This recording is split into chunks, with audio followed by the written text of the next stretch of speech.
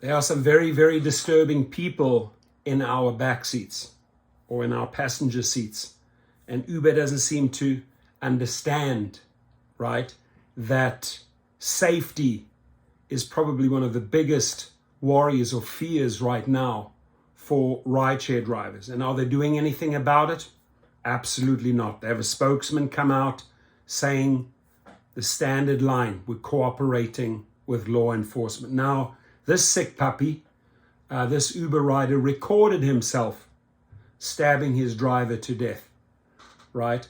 Investigators say the rider confessed. He woke up that day and decided he was going to kill someone. Now, what sticks out here, which is new, his confession basically stated that he woke up yesterday morning and decided he was going to kill someone and decided that was going to be the day. Jacob's lawyer, the guy that killed the girl, the lady in New Orleans, hasn't made a comment yet. An Uber spokesman told the Washington Post that the company banned Jacobs from its app. Well, I hope you banned them from your app. I mean, you guys put him on there in the first place. He killed a driver. I should hope that you banned this rider from the app, right? And is helping law enforcement with the investigation.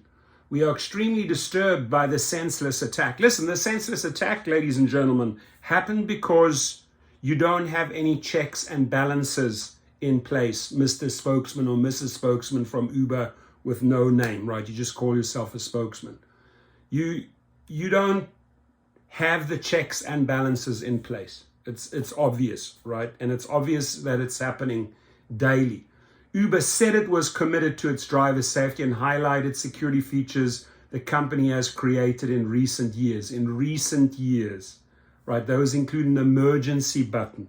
Listen, we have more luck calling 911. That emergency button has failed drivers many a times. I wouldn't rely on it. And then it says that a requirement that riders using anonymous payment forms upload images of their government IDs. Again, I've heard that's not the case. And drivers are reporting that these individuals are getting on the platform without photos. A criminal ain't going to upload a picture of himself. It's not going to happen. If his or her intent is bad, is ill, you think they're going to upload a real name or a real photo? You know, you need to do a background check on them, right? When last were they in jail? What past felonies do they have, right? So at first, Jacobs planned to hail an Uber ride at the travel lodge where he was staying, going along for the ride to New Orleans and then kill that driver. Realizing that would leave him in need of a ride back to the motel, he allegedly decided to wait to kill the second driver. I mean, how fucked up is this?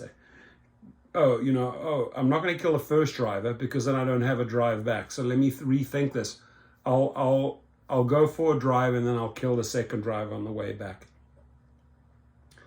He allegedly decided to wait to kill the second driver at the end of the return trip, right? And right there by the travel lodge where he stays. I mean, how stupid can you get? When we asked him specifically, how did you pick her? His response, listen to this, was, I didn't pick her. Uber picked her. Now, I can tell you something. Uber didn't pick the driver.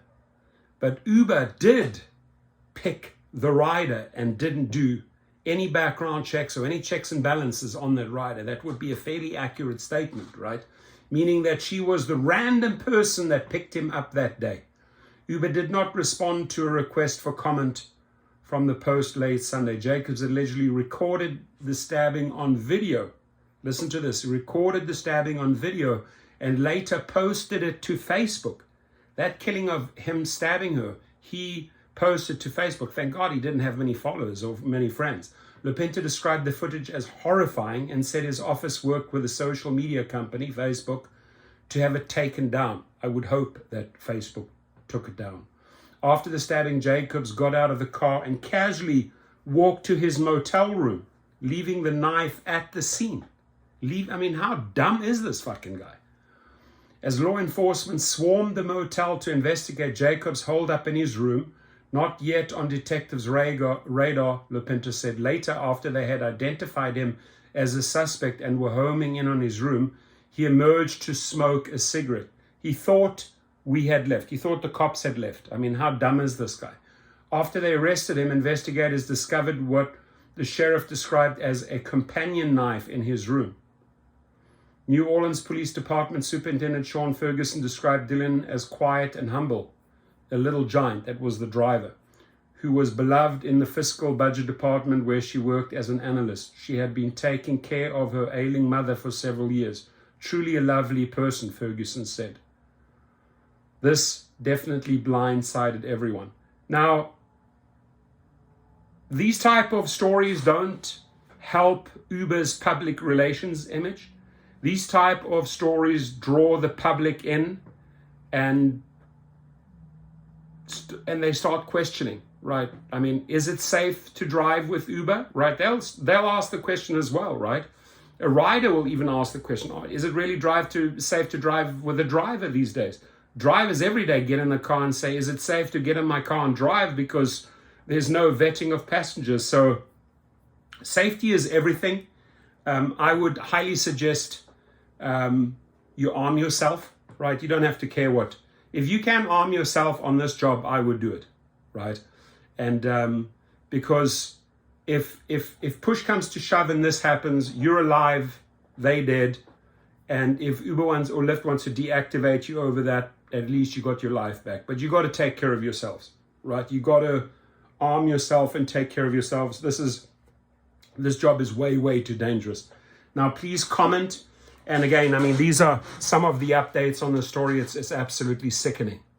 I'm sad that I have to report on this, right? This is senseless, absolutely senseless. And Uber and Lyft are doing absolutely nothing about it. Please share the story.